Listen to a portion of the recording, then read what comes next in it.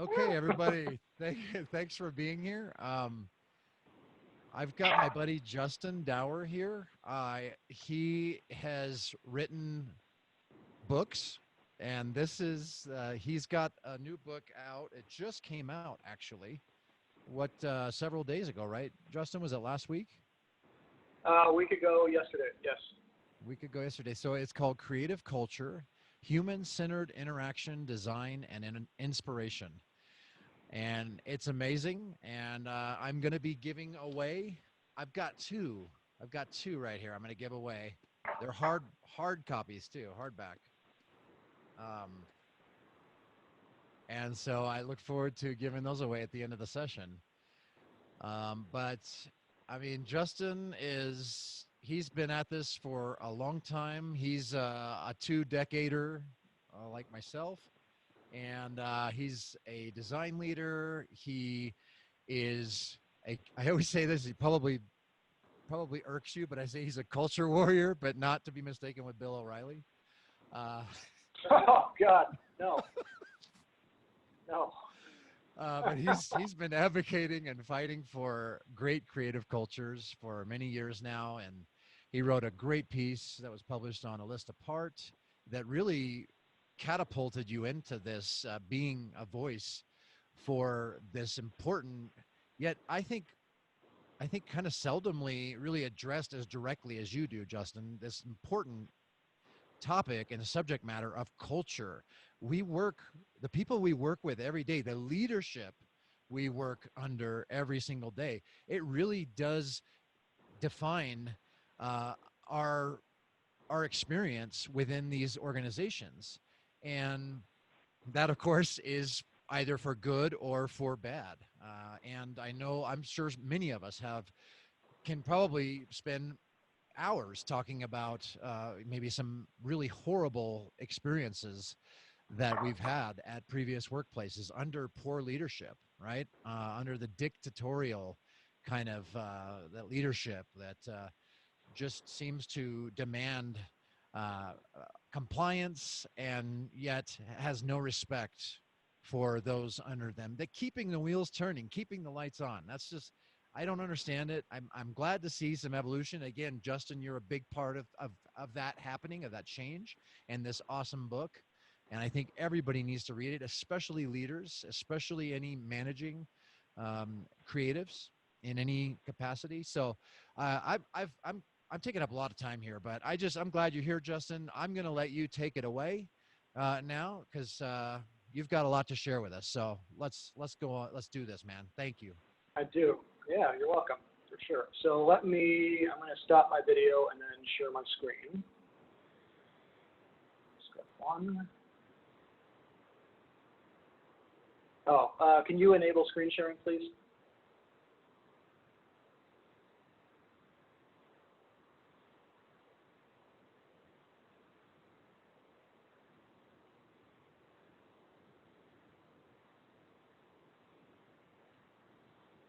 There we go. Thank you, sir. Let's see here.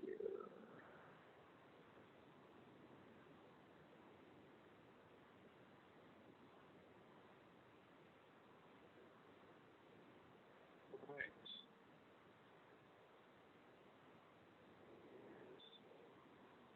Okay, here comes the staple question. Can everyone see my screen?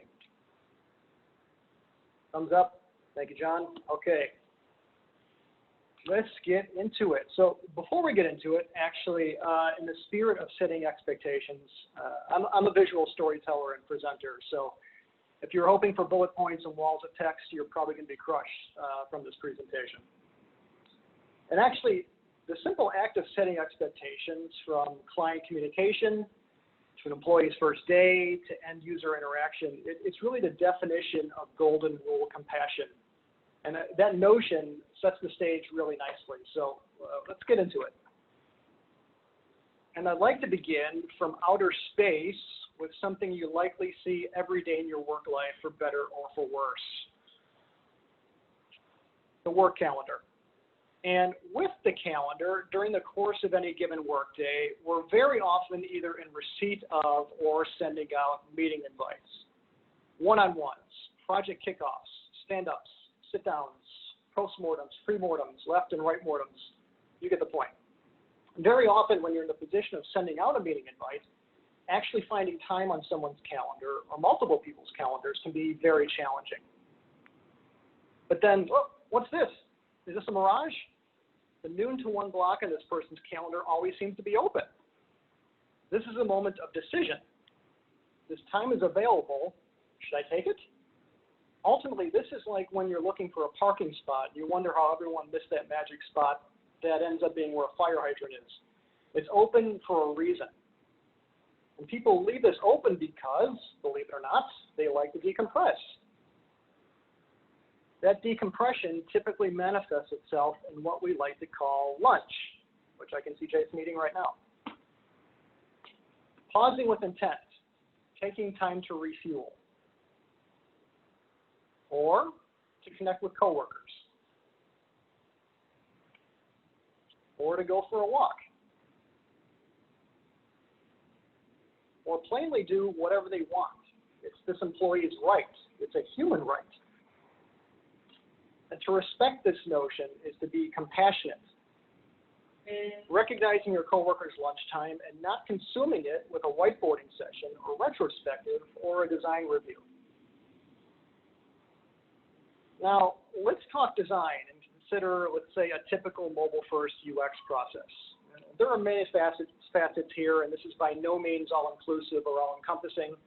Very macro, very example-focused. But in a typical process, there's a project inception, there's some type of discovery, sketching, wireframing, content strategy, usability testing, iterating cyclically, and developing towards that smallest viewport first, ultimately going through responsive design and how it refactors itself towards various viewports. But when we zoom in a little bit and we take a closer look, on the other side of that, there's another side to this process, and that's the human-centered or people-first side. And that's research, perhaps in an artifact sense, generating personas and aligning those to a journey map. Again, cyclically testing and iterating. And what this all does is help us generate empathy. So when we say mobile first, we mean empathy. We're also being compassionate toward humans in designing in this manner. For example, is someone engaging with our experience while holding a smartphone with one hand in the subway? Or are they interacting with a vital workflow in the midst of a crisis? Or managing account information on an archaic terminal on a noisy factory floor? Or in a low reception area or receipt of poor bandwidth? We really don't know.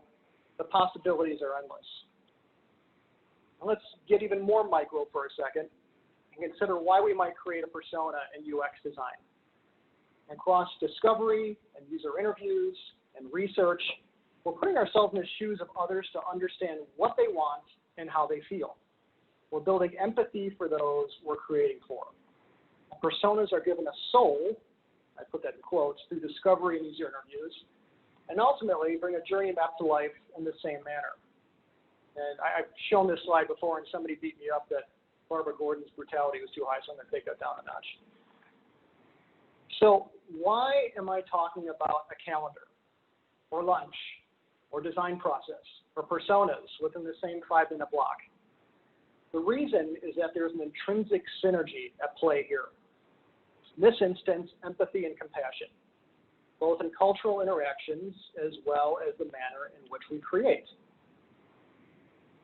And compassion toward our coworkers and teammates and toward those we're creating for in our design process is ultimately about being people first.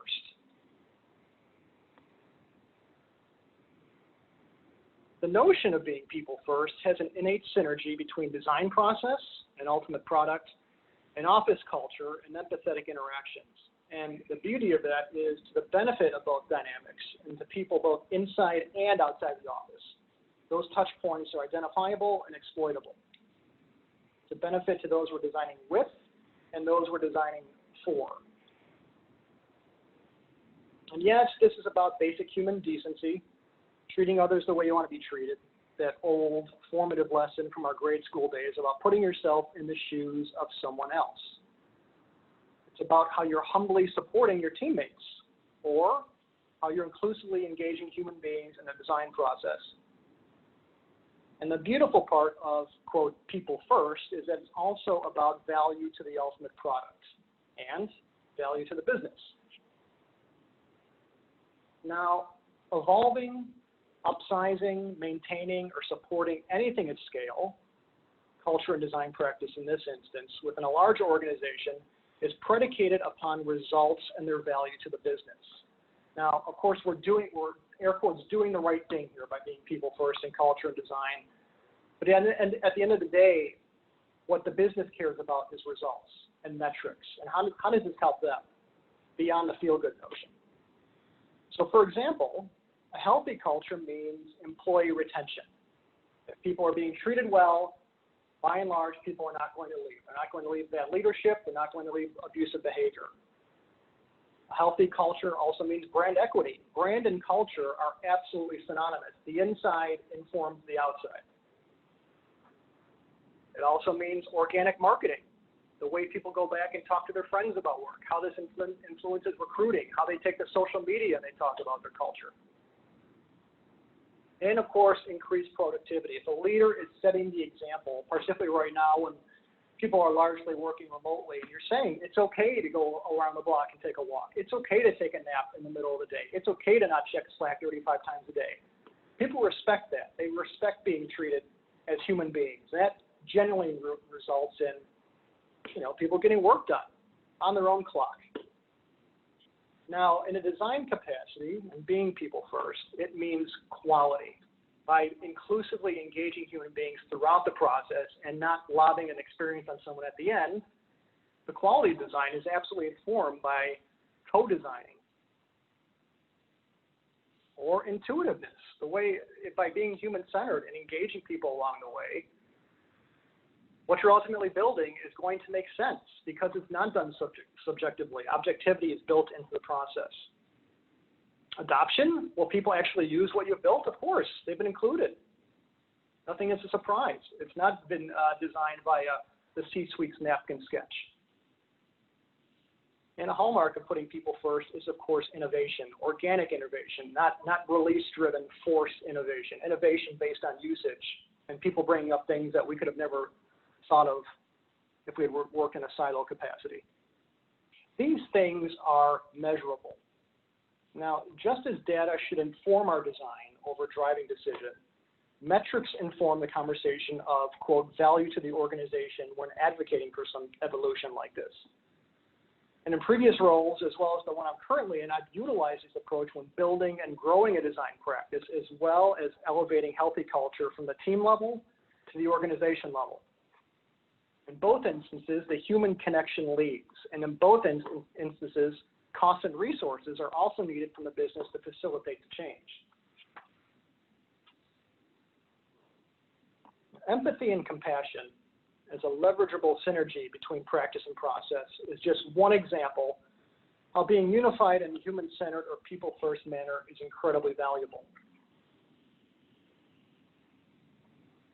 In Swedish culture, there's a concept of fika, which means to more or less take time out during the day for coffee and a bite to eat. However, it's much deeper than that. It's also time to catch up with a friend, to interact as human beings. It's time reserved specifically for taking a break. Fika is such an important thing to Swedes, in fact, that it's also often built into employee contracts even.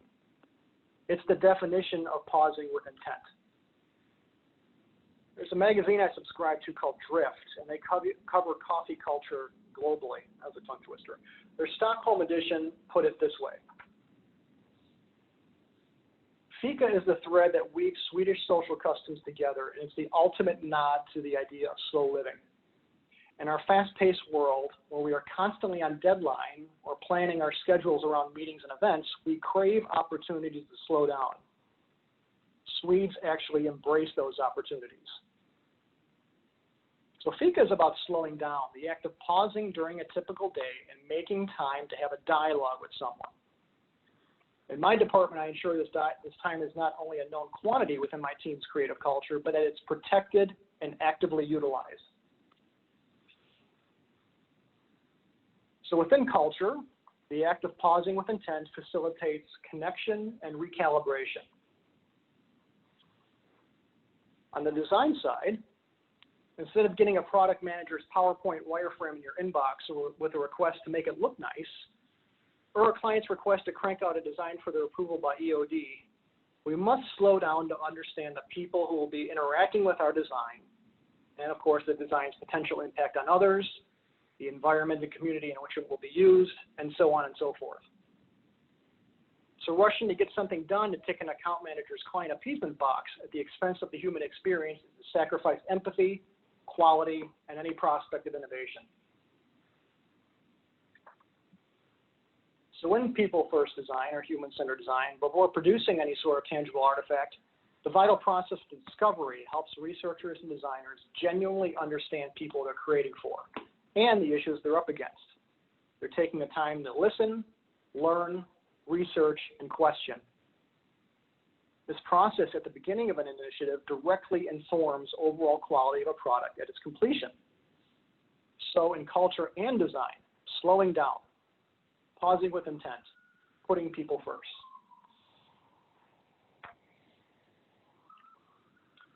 When we think of the process of onboarding a new hire or welcoming someone to our team, typically businesses ask their new employee to start on a Monday. Now, the logic being that there are 5 days stretching ahead for natural momentum, perhaps for large-scale training or orientation, like you can see these people are in, often in a large group setting, or perhaps being lobbed right into project work. I mean, that sounds horrible, but it's happened to me more than once, and I suspect it's happened to other people on this call as well. I prefer to do things a little differently, and I prefer to welcome a new teammate on a Friday, so a different kind of momentum is produced. It's an energy called from putting the individual first and making the welcoming experience personal over clinical. The dynamic is less cattle call and more one-on-one dialogue driven, and teeing up the weekend directly after is no coincidence. As we discussed earlier, in the leveraging of personas and their application to journey maps, giving a soul to the process. I like to call this Friday the new day one. And we can give a soul to the process of welcoming a new team member by treating them like a human being. And to that end, I like to break the new day one into 4 distinct parts. Acclimation, and that means when someone comes in, I'm at the door greeting that person. We've all been in that situation where joining a new company and we open the door and you can see people are already in their cliques and people are gathering for coffee or they're talking about what they watched over the weekend. And you walk in and you don't know anybody. So I put myself in that person's shoes as soon as they come through the door. It's the first demonstrative opportunity to be people first in action over words. Conversation, again, seems like the simplest thing, but I've been in roles before where I've been welcomed by someone who didn't know who I was. They just saw me stumble in and not know anybody and sit me down at my desk, and then you're just kind of twiddling your thumbs or leafing through an HR brochure. Or maybe you get taken to HR and you have to sit through some welcoming information. But conversation means I bring this new team member to the table with my other team members, and I introduce everyone. I put a name to a face. Perhaps there's a card there welcoming this new employee that's signed by everyone. Maybe there's some flowers. Maybe there's some information noting about different places to eat in the area if someone is commuting in and we can't assume that they live near the office. It's human connection at this point. How do I set up my email? Oh, this person over here can help you. What software do we use? What would you like to use? Can I get you a license for that? And we go out for lunch at that point, which seems fairly straightforward. You go out to lunch on your first day, and we take bites to eat. We keep conversations simple. And then we go to a cafe or have coffee or tea, and we talk about inspiration. I'll come back to this in a moment. And then ultimately, reflection on this day. Like I said, I like to do this on a Friday, and the intent there is that people have the weekend to reflect on an onboarding experience or a welcoming experience that's hopefully different from anything they've had before. But I want to go back to inspiration and focus on this for a second. And on that new day one, when we are having our coffee, and we've talked shop a bit, and I talk about our client work and our design process and give some key names of people that this new team member will be interacting with. At the conclusion of that, I always ask them a very simple question. And that's, take me someplace in the city that inspires you. And when I've asked that question, I've gotten, deer in headlights looks like, Are you serious? And I've gotten immediate answers. Oh, this place. Or I've got no answer at all. And I'll have something in my back pocket, just in case, that I know will stimulate conversation. But more often than not, when I ask this question, they do take me someplace in that city that inspires them. For example, on the left, some graffiti a team member had seen when they were in a previous position and they were driving with their partner to work in the morning. And as she looked out the window on the right side, she would see this beautifully done graffiti on the side of the train tracks. Or on the right, this view of the loop of the skyline from downtown Chicago from the south.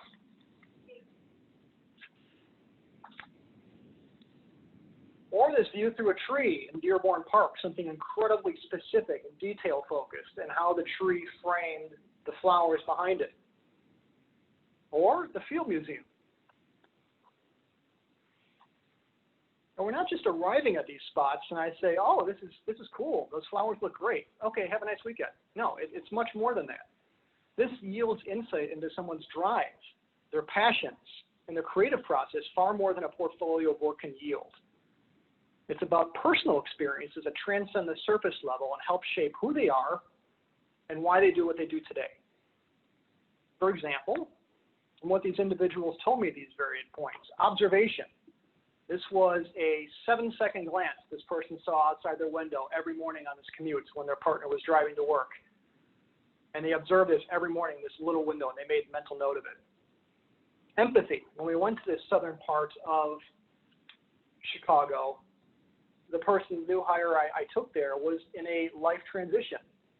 And she was in banking, and she was making a career choice. And she loved working with people in banking and connecting with people, but she wanted to apply that to something creatively. And she was making a change of field into UX because she was compassionate and she wanted to generate more empathy for users at a level that exceeded the banking realm. Or detail. The fact that this person took a mental picture of this exact view and went to this exact view at varied seasons to see how that view changed and how the trees changed behind it. Or research, the Field Museum. This person had been taken to the museum as a kid, and they were fascinated by archaeology, and they were fascinated by the research of why things work and why are things the way they are.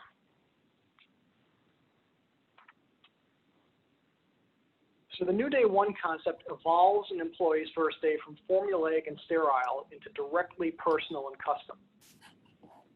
And via the inspiration portion of the day and venturing away from the office, we gain insight into a new team member as an individual that transcends what folio work can yield. What physical aspects of their selected location have impacted who they are? How did it inspire their way of creating or approaching problems? Understanding the impact of spatial dynamics on an individual is vital towards an individualistic yet ultimately holistic view.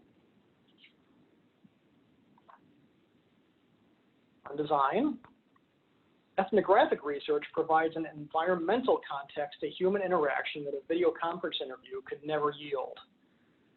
Through direct observation, ethnography is the qualitative study of human beings in their native environment. Is the individual sitting in a high traffic area in an office, causing frequent distraction from work? Or are they a field worker, primarily utilizing a mobile device in direct sunlight, yielding paramount color contrast needs? By making research truly human, we gain an understanding of how those we observe see the world and how they ultimately engage with it. We also attain a physical and spatial understanding of human-to-human and human-to-experience interactions. So in culture and design, understanding the impact of spatial dynamics on an individual is vital towards an individualistic view. Less clinical and formulaic, more wide-lensed and personal. And a few minutes ago, I cited how the inspiration portion of the New Day One affords insights into someone's passion and creative process that a portfolio can never yield. And despite what you may have read on design Twitter, I want to make this very clear. Inspiration is not a dirty word in design. Its vital attributes are where it comes from, how it's ultimately leveraged, and how it aligns to your values. There's an entire world of design and inspiration beyond the context the digital world affords us. And, thinking outside the box is a hack term, and we're probably all sick of it, but the sentiment of it is genuine. And that box, more often than not, is our MacBook Pros. That lovely glow of a retina display locks our gaze and, in turn, our bodies. Taking a break often just means clicking over to a different screen. And I'm sometimes guilty of this myself, and that process is a very clear pattern. And here come some bullet points. So I'm stepping on what I said earlier. The only screen that has bullet points. Design block hinders momentum. Best of collections populate a barrage of new browser tabs. This daily winner, that nominee. Environmental efforts, I've ascertained mass audience approved web fonts and grid patterns and content integrations, and it goes on. Responsive navigational system libraries, app UI interaction snippets, all right for the picking. My synapses enjoy their coffee break. In large part, our livelihoods exist in this space, derived from viewports. And it really creates a sort of tunnel vision of stagnation and complacency. And as I said earlier, in design and culture, understanding the impact of spatial dynamics on an individual is vital towards that individualistic view. And the biggest opportunity in the world is to look beyond those glowing boxes and let the world around us and the humans within generate that spark and connection. So let's start with the world around us, and in a place we've all likely been in, at least once today, a cafe. Now, this barista is going through a very detailed process, tamping down the grounds, getting the pour and the crema just right. Preceding this was the careful selection of the roast. Ultimately, you are tasting that end product, the fruit of someone's labor and their attention to detail. It's the act of going through a process that ultimately yields quality. This act, process to quality, directly aligns to a discovery process, taking the necessary time to listen, learn, research, and question. This process, broadly, at the beginning of an initiative, X initiative, directly informs overall quality of product at its completion. And a cafe is familiar, but let's also consider an environment that's a bit more alien. In a previous role I occupied, I planned and ran off-site camps for our employees. And this particular camp, this location was called X Camp. And I held it in Moab, Utah. And Moab is the home of Arches National Park. And this is a picture that I snapped last time there. It's one of those locations where you point your phone or your camera in any direction, and you've got a National Geographic caliber photo. It's just absolutely stunning. Many films made here. John Wayne films, the intro to Indiana Jones and the Last Crusade when River Phoenix is chasing that crucifix. A lot of movies have been filmed here because of the environment. It's remote, but it's modern enough. And the landscape, like I said, is almost surreal.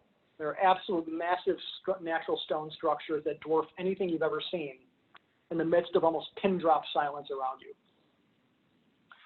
So for this camp, I put an open invitation out to the business, all roles, all levels of seniority, to come on a trip with limited capacity. I think I had like a dozen slots, and I didn't even tell them where they were going. And a dozen brave souls from the different offices rose to the occasion and were intrigued enough to follow Crazy Justin out into the desert. So it was in Moab that I picked the Howard Ranch, just outside of Arches National Park, like 5 minutes outside Arches National Park. So among a few cabins, we cooked for one another. We explored the grounds. We hiked together. And most of all, we collaborated and we created. The wireless, absolutely terrible. And that was by intent. I wasn't taking people there to play Fortnite or any other video game. The intent there was if you had to send an emergency email that you had poison ivy, you could, but we were not there to be connected to the digital world. And that first day at X Camp was not spent in Excel or PowerPoint or Sketch. The first day was spent designing? No. Instead, I planned a hiking excursion to the Fiery Furnace, very aptly named, hot as hell, where as a team, plus a guide, we explored nature and observed shape and form. We respected the environment. and we collaborated amongst the alien terrain. When we weren't hiking or exploring, we workshopped against core issues in our process in our business back home. I had sent a couple of developers out walking across the horizon one afternoon away from their laptops, where they drew database diagrams in Utah sand with their fingers.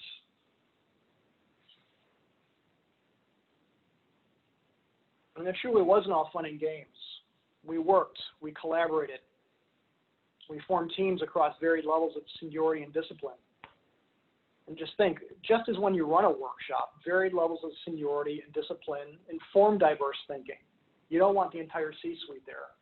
You don't want all, air quotes, junior designers there. You want people who answer the phones. You want senior level people. You want people new to the company. You want people who have been long tenured. It's all about diversity at that point. And we did produce artifacts.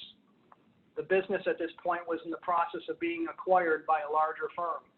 And I had a lot of people very candidly admit that they were scared by this acquisition. How is the culture going to be affected? How is my role going to be affected? You know, very, very basic things when you're going on your high school for your first day. What if I don't know anybody? What if everyone is sitting over here and I don't know where to go? So we produced artifacts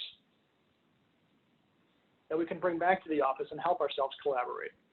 For example, an HR app to streamline calendar submissions and document uploading.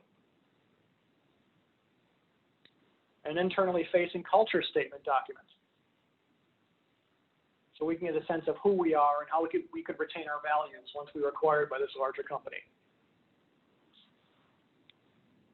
And a list of quality of life improvements and the subsequent effort involved.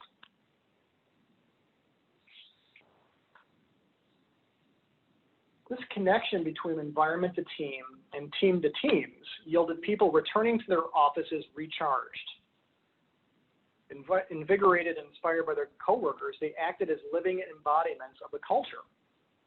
And the projects worked on at XCamp continued as formal entities once we were back at our desks, which kept the momentum going. And teams functioned more effectively, having worked toward common goals and made deeper personal connections. Before this, people were just names in an email. You expanded, design team Stockholm, and you saw 25 names. You didn't know who those people were. We were putting faces to faces and actually making actual connections. People first, design and business value.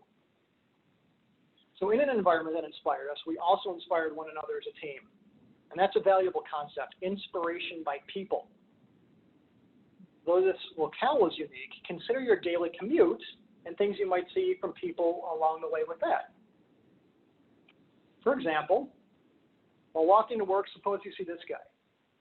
And this fancy pajamaed fellow is likely heading to stop a criminal or hold up a bridge, or is probably up to something pretty important. But what is he doing instead?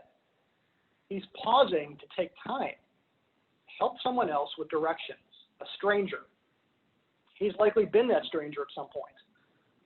And this is a clear, spontaneous moment of empathy. And these moments are all around us. All of the observation-centric inspiration we've discussed to this point, be it spontaneous or curated, has direct leverageable value toward the quality of our design work. Training ourselves on how to document these moments to later be processed as fuel is where the magic begins, and the ultimate value is derived. Now, somewhat recently, when you could travel on an airplane, I was invited to speak in Sweden at international agency Futurist's Design Day. And Futurist has offices across Europe and Scandinavia, including Helsinki, Tampere, London, Berlin, Munich, Stockholm. And for this event, they flew in all designers from all their locations because they had never met before. And Design Day was a varied program of inspiration from people representing different media. There was an image maker and publisher, an award-winning sound designer, an entrepreneur dedicated to representing Muslim women and shaping thought and acting as a tool for cultural change, and yours truly, the tattooed guy. So in addition to speaking on the methodologies of my book to kick off the day's events at 2 a.m. Chicago time, no less, Running a workshop on harnessing and leveraging inspiration was my contribution to the afternoon program. As designers and researchers and developers, we have an implicit requirement to observe the human beings we're creating for, connect with them, and engage them in our process and design. And this very exercise that I'm going to talk through can be run in the comfort of your own workspace or home to help your team train their eyes and develop some simple, effective observation-based habits. As much as this was about the futurist team training their eyes and minds, it was about the human connection, people sharing their stories and organic dialogue amongst them. It broke down barriers for many who didn't know one another previously, having arrived from different international cities and offices, and very often not even speaking the same language. So let's take a look at this workshop. The framework netted out like this. This is a sample mapped journey of a person's day, from commuting to work, to pausing, and it's I'm saying pausing in a cafe in this example, to the process of creation and design and development back at the office. So in the buckets for commute and pause, I wanted people to cite something they had observed, and the next column what their takeaway was from that observation. For example, as we saw with Spidey, pausing to give directions is the observation, and the takeaway from that is empathy. On the right side, the takeaways ultimately become fuel, and that fuel is directly associated to an opportunity where it can be leveraged. I'll walk through how this unfolds with examples in a moment. The large circles at the top were intended to be the home of visual interest for the exercise, to stimulate some conversation and intrigue. It had to be something tangible, something relatable. And for that intrigue, I leveraged the power of the Lego and a little bit of a taste of home. So in this instance, commute was tangibly qualified as the city, the Chicago skyline in this instance, because that's where I'm from. And if you're thinking, did this last in the suitcase to Sweden? The answer is absolutely not. I was rebuilding Legos in my hotel.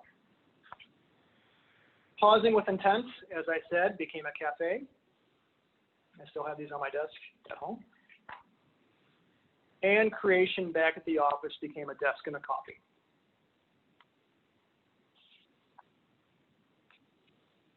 So let's apply these towards an example scenario to see how all of this might work.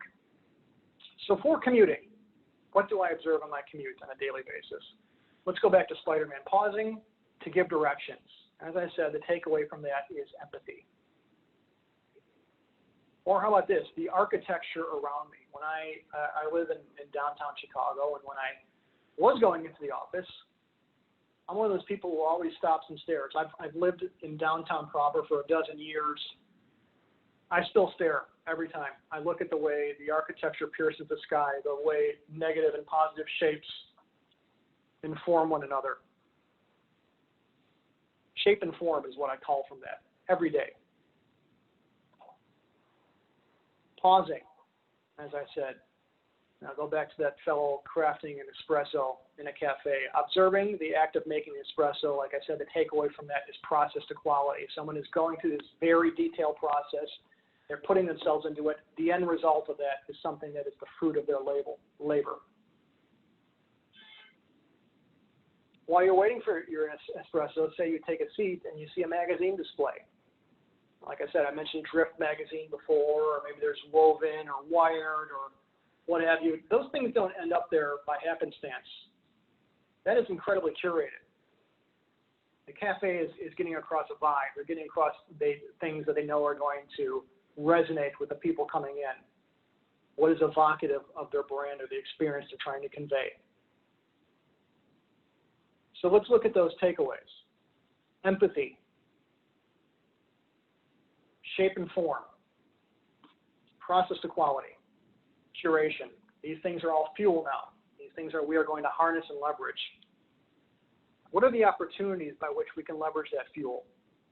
Empathy, as we talked about, these are examples, but in an artifact sense, journey mapping. We leverage a persona against a journey map to give it a soul, and we can't assume in a given workflow that everything's going to be A-okay. There are some moments that are inclusive of more confusion. There are some moments that are very clear. There are some moments where we can leverage visual cues or affirmations. Shape and form. I like to consider wireframes one of my pet terms for that. Skeletal placement, hierarchical placement, block-based placement, devoid of typography or color. Process to quality, discovery. I'm doing a bunch of work and research and pausing at the beginning to inform something of quality at the end. That is all fueled by taking the time to understand the air quotes ingredients I'm working with in advance. Curation, content strategy. When we're redesigning a website or a corporate intranet, we're not just porting over 1,400 pages. We have to take a look at what are the most valuable things to bring over. What has to be there? What should render in the smallest viewport? That doesn't mean in the smallest viewport we're doing visibility hidden. We're not rendering it at all, because if someone's on a smaller viewport, they might have bandwidth constraints. We're not serving up a 4K video. We're serving up something that's more conducive to a more bandwidth-friendly environment.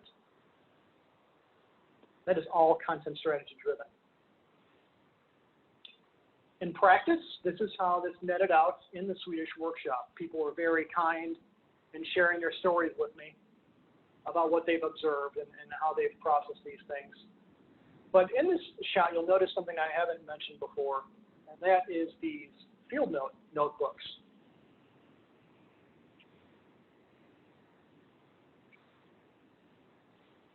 That design day, near the conclusion of the workshop, I gave each of those attendees a Chicago flag branded Fieldnotes memo book.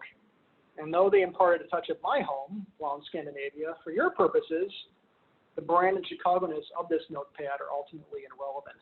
The scale and the form factor of it are the points. The target should be the size of an average smartphone or something that could fit in your back pocket. So how do we leverage these implements? These things that you could always have in your back pocket or your purse or your bag.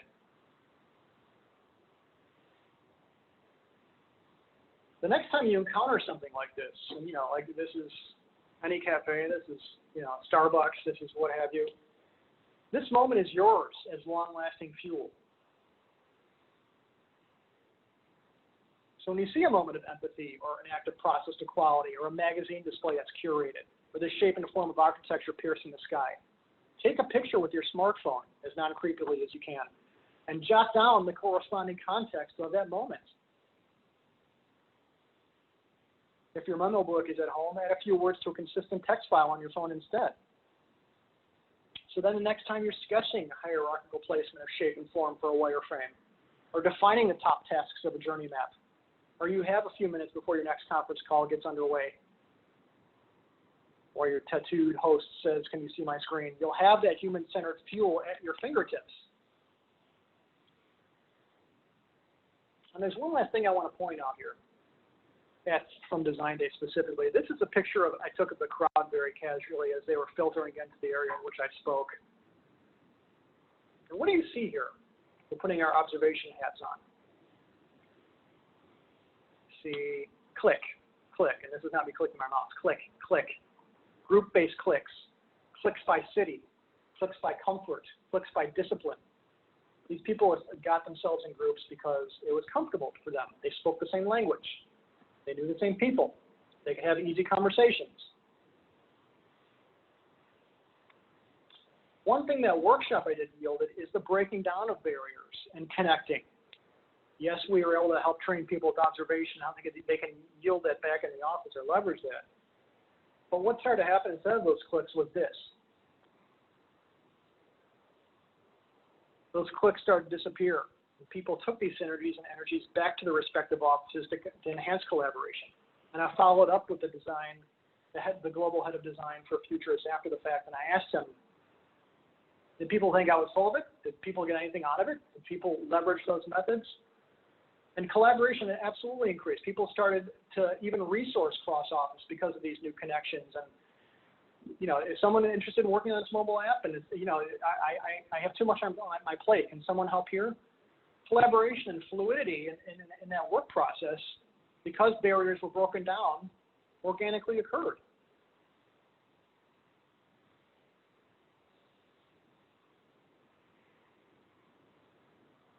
So if I can, I'd like to close out with a brief story.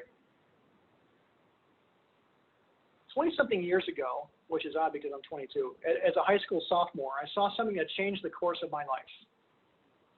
The album cover designs the graphic design one class had made in the back of my study hall. I had always eyed them every time I went in because I had never seen anything like that. I was wondering how that could be applied to school curriculum. My viewpoint of school was, biology or social studies or math class. And I approached the study hall proc and I asked them, what are those? And she said it was her class's work. I had only taken a couple illustration classes to that point, but those album covers connected to me. It was art, but they were visually communicating something. And I asked her if I could take her class, and she made the point to tell me that this was not fine art and set my expectations on what they did in design. And she said, we're visually problem solving. And that wasn't a dissuading factor. That made me hungrier to learn. And so I worked Design 1 into my schedule the next semester. And it was hands-on. It was low fidelity. It was pencil and ink and scissors and paste. And it was absolutely awesome. The size of lettering, the texture of the various paper, color usage, the implication of color usage, tactile construction. It was like something awakened inside of me. And with full clarity, I knew this is what satiated me. So building a portfolio and getting accepted into the School of the Arts in Chicago, I learned and evolved. And I studied from the masters. I studied Gropius and Mueller-Brockman and Suitner. And I began to understand some core things, the privilege and the responsibility that are inherent in our craft, in communicating and connecting with people through design. And those two words, privilege and responsibility, those notions are so vital and evergreen to our craft and how we connect with human beings. And again, it's formative, but it's so intrinsic to what we do. Every decision carries weight and is bigger than us. People who engage with what we build need to be understood, advocated for, and included along the way. That's in poster design, that's in building an app, that's in designing a website, a brochure, postcard. You never know where someone's going to be when they're interacting with our given experience, tangible or digital. We have to meet them where they're at amongst a myriad of constraints we could never predict.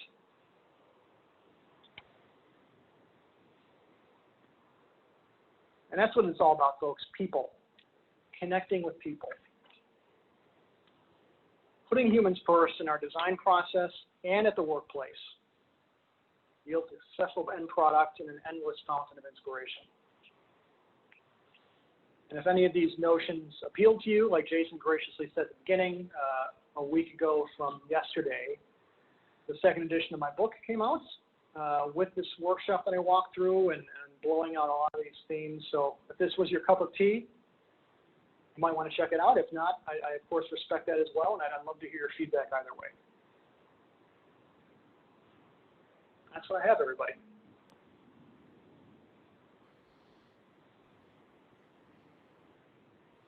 Awesome. Justin, that was incredibly inspiring. And I just found so much fuel in that personally. And it was moving. I was moved by that. So thank you so much. And defenders here still at the presentation, and none of you, I think there's only been one or two of you that have actually departed for whatever reason. Maybe it's lunch. And the irony, believe me, the irony that I did this from 12 to 1 Mountain Standard Time did not escape me. As I eat my apple with my mute button turned on, thank God. But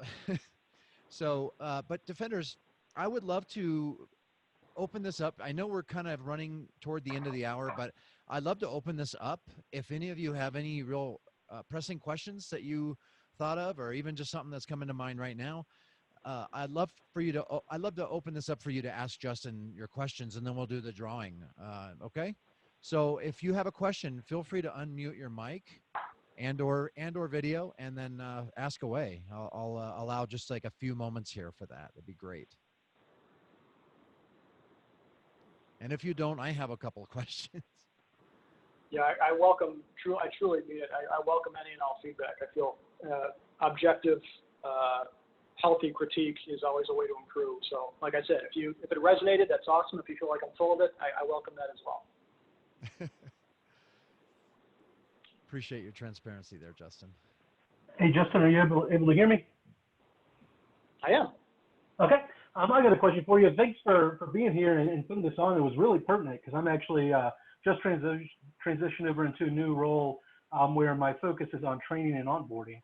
And so we've kind of had our foot in both camps as far as, are we going to be back in the office or going to be digital? And I think that we're going to be virtual for the foreseeable first couple of classes. So I'm curious to see if you could dive in a little bit more into that as far as kind of what are some of the things that you've found in the digital space that might capture some of those in-person things that you had, or just maybe some of those things that you think are really powerful in the digital space when we don't have the luxury of maybe being together for those first interactions. Yeah, that's a fantastic question. I appreciate it. And to relate to that, I just hired two people. I hired a designer and a researcher right at the beginning of the pandemic and when the office shut down. So everything had to immediately become virtual in the hiring process, as well as my entire business was going virtual. And that was call center, design, development, IT, product. So amongst all that flux, I had these two new people starting. And like I said with inspiration before, how it aligns to your values is the absolute key thing. And what I rely on the most there are how my values translate to tangible or digital experiences. So what are my values in this capacity? It is connection. It is respect. They are empathy. And what I do is I put myself in that person's shoes. The first thing I was thinking of, well, how do I get my computer? Well, I don't know anybody. Who do I contact for this? Who do I contact for that? So it's on the leader at that point, and I am the leader of this team, to make sure I'm going the extra mile every step of the way. Do they have their computer? Is that process being communicated? Do they know where it's at? Do they have their tracking number? Do they know who to contact for onboarding? And then, because I like to bring someone on a Friday, and I am owned by, my company is owned by a Fortune 10 business with larger processes layer on top of ours. And so I do my onboarding on a Friday, and I'm able to do that because, I prove that the metrics, as I cited before, reinforce changing process from corporate level. But I still want to push. I want these people to start on a Friday. None of that changes. They're not going right into Monday and going into corporate 101 training. I want those things, those values to carry through in a digital capacity. So I set that same thing up. I had them start on a Friday. And I had a virtual, I don't know if it was WebEx instead of Zoom, but I had that up the whole day. And I said to my team, please have your cameras on so this person can see your faces. I don't want to see cameras off on this day. It's not like I have to enforce it. We work that way anyway, but it was, there were faces there to ask questions of throughout. We all ate lunch together, for example. And then I called the day at noon, just like I do now. And I said to these respected people, show me something that inspires you, rather than take me someplace that inspires you. Obviously, we can't do that. And we talked through it, and I tried to ascertain, what was that fuel behind what they were telling me about. And then the same thing. We called the day at like 2, 3 o'clock. It wasn't like, thanks for telling me about this stuff. Let's start working. Let's start throwing down. Absolutely not. There's plenty of time for shadowing. There's plenty of time for getting into these things. So kind of a bloated answer to say it all comes down to your values. It all comes down to the leader that helps enforce them and champion them. I can do these things, and I can say these people are coming on in a virtual capacity.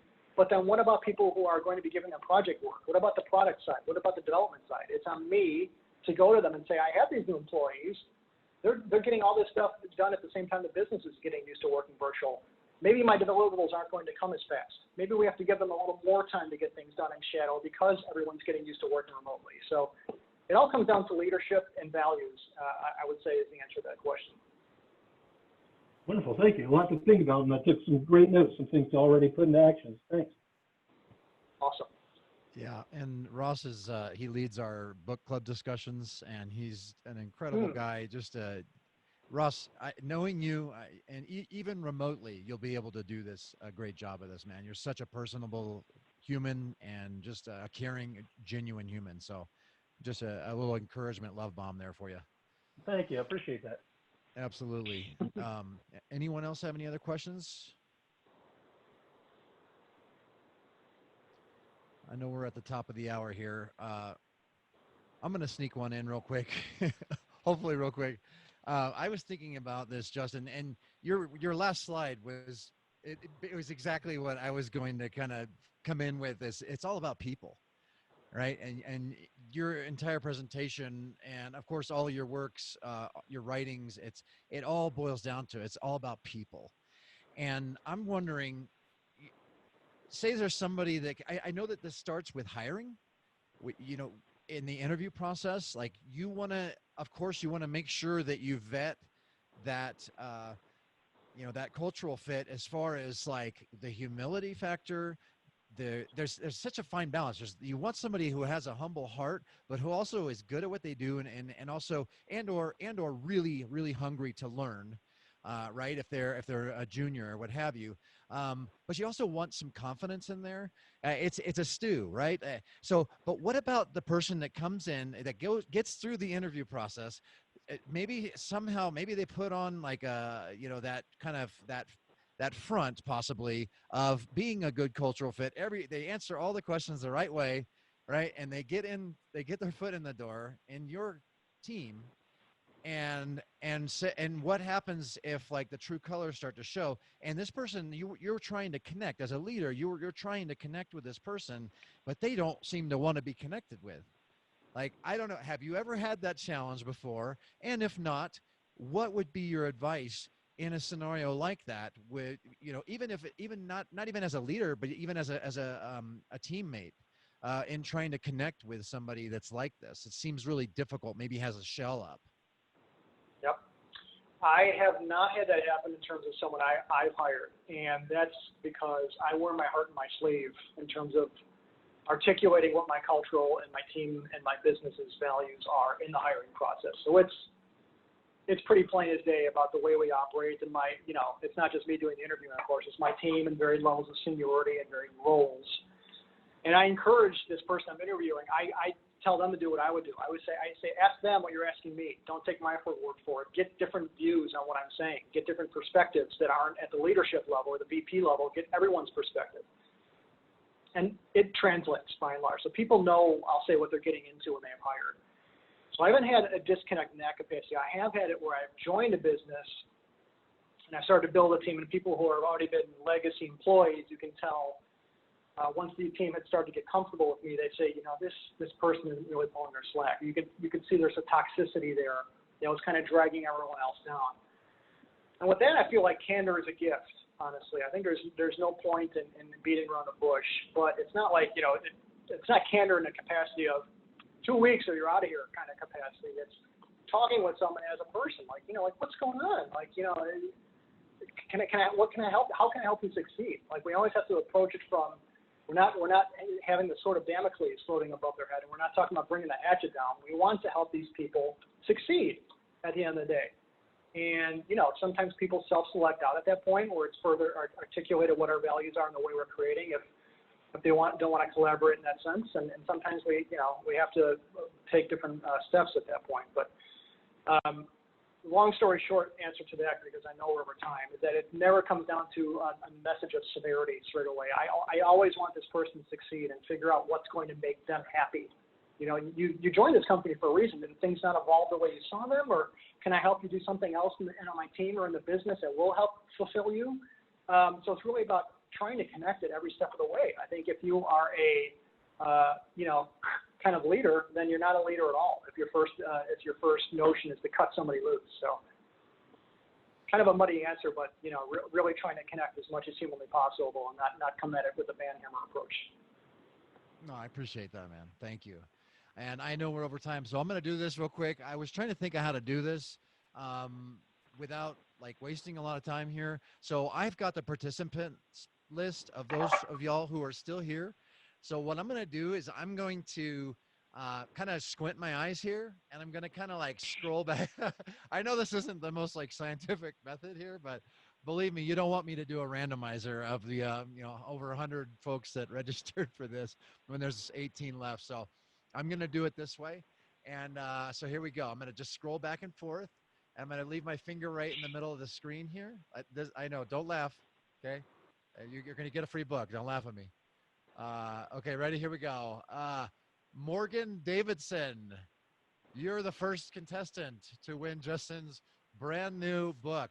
So way to go. Way to go. Awesome. Thank you. Yes, absolutely. Yay. And I will email you with to get your information there. Okay, so and then I'm gonna do this one more time. Okay, don't laugh, don't laugh. Okay, go ahead and laugh. It's fine. Second and final winner is, oh, the suspense is killing me. Morgan. No, I'm just kidding. Well, I landed on Morgan again. That's weird. Okay, hold on. You can't have two books. Darren G. Darren G, you are the winner. Congratulations. All right. Awesome. Thank you. Yes, way to go.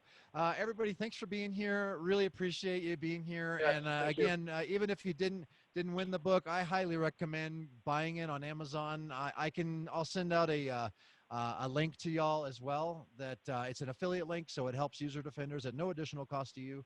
But highly recommend it. Thank you, Justin, for being here. This has been incredibly inspiring. And where can we keep up with you? Where can we connect with you beyond this? Yeah, I can throw a couple social media. I'll throw a couple links in the chat here. Personal wise, I am at pseudonym. The book is at I got to spell this right, culture book.